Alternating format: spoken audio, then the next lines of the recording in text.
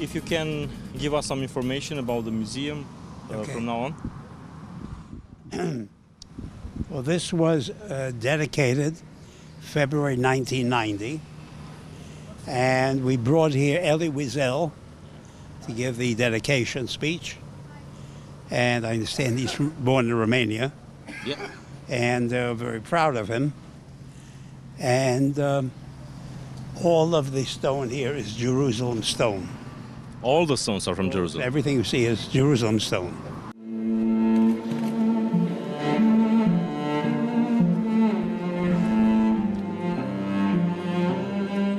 Here is your name, Rabbi Solomon Schiff. He's one of the founders.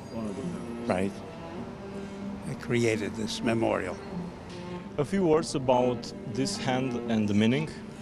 This whole complex was put together by Kenneth Dreister, a prominent architect in Miami, Jewish, member of our Holocaust Committee, volunteered his services, put together this arm. This was put together in Mexico, in the foundry in Mexico, and they shipped it by ship here in different parts. And it shows figures, people trying to crawl out of the pit of the destruction. So the way I describe it is, there's a verse in the Psalms, in the Bible, I call upon you from the depths of the ground to you, O God. So these are people trying to come out of the ground and look into freedom. And it was put together, and it shows the history of the memorial, and many pictures. All of the stone of this whole place was made of Jerusalem stone. And we have here the history of the Holocaust.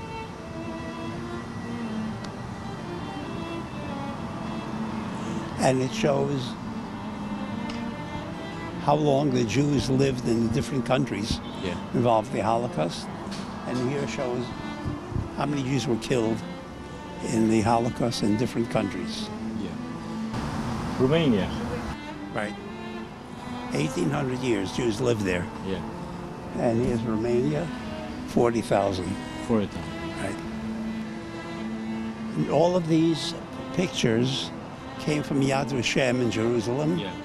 And they're specially treated that do not fade with the weather. And this shows a list of Jews they had from different countries. Yeah.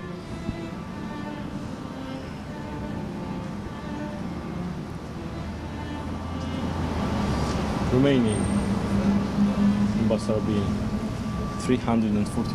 342,000 from Romania.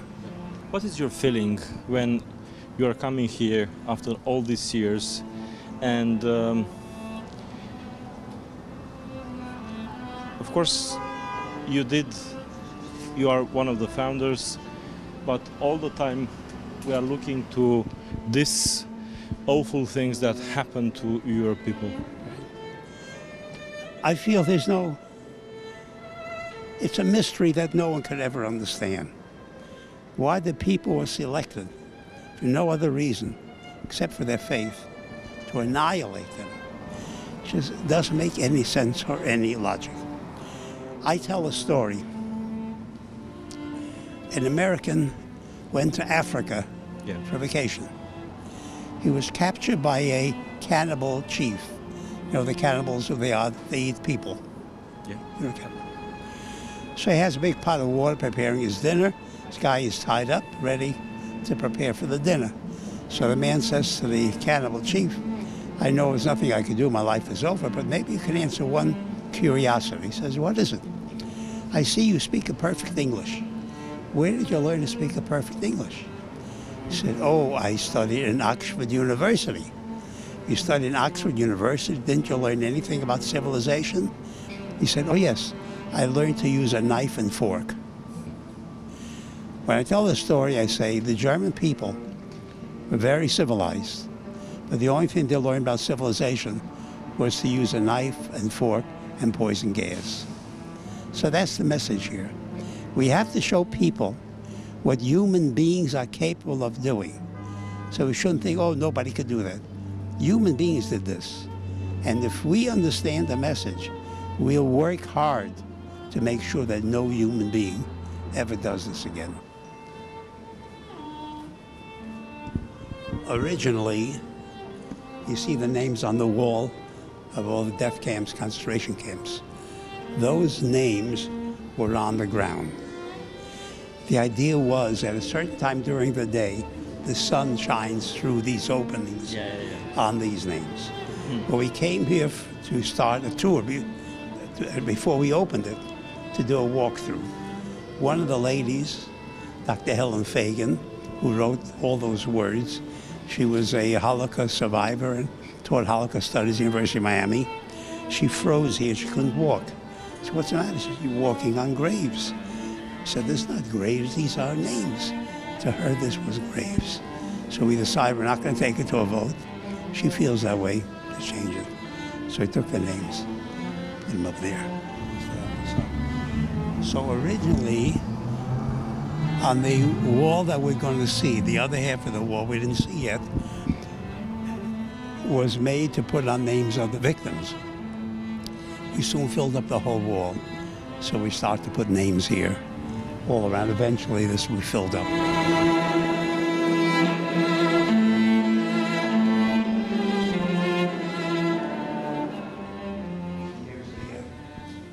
Look up.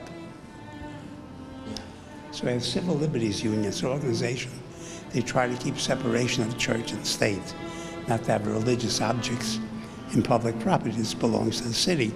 So they didn't want to let us put those menorahs around the water. It's a religious symbol.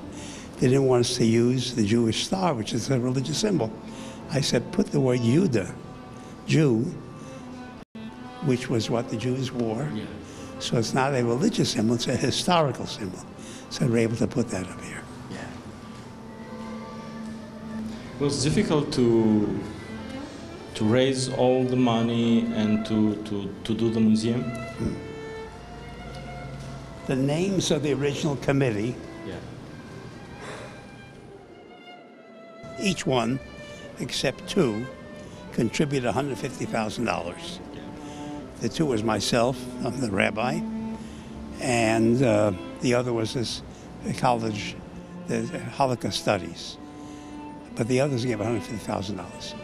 So over the years, we saw eventually everybody in the committee is going to be gone. How were we going to continue? So we were invited to join the Greater Miami Jewish Federation. That's an organization will be here long, long time. So now part of them, so it's ensured that this will continue over the years. I want to show you on the first panel.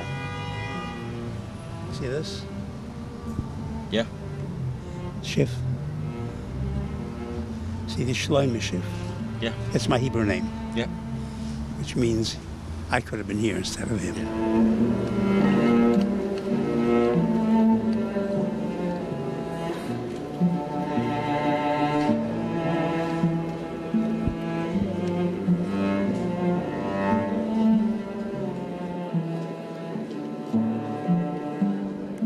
See that figure over there? See, similar to this. Oh, yeah. Yeah. So it's a woman with her children. Yeah. And the statement by Anne Frank says, I still believe in the goodness of people. Here they're on the ground dead. I have another statement for Anne Frank. Ideals, dreams, and cherishes, hopes rise within us only to meet the horrible truth and be shattered by Anne Frank. So I always think that statement should be here, with a little hope, but that's fine. One more thing I want to show you. Yeah. When we built this, the discussion was, should this be a memory of 6 million Jews or 11 million people who died in the gas chambers, Holocaust? Some say we should have 11 million. We decided to have 6 million Jews. Because as I explain it, if this is a memory of 11 million people died in the Holocaust, in future generations, they'll say, how many people died in the war? 50, 60 million. The message will be war is terrible, which it is. That's not the message of the Holocaust.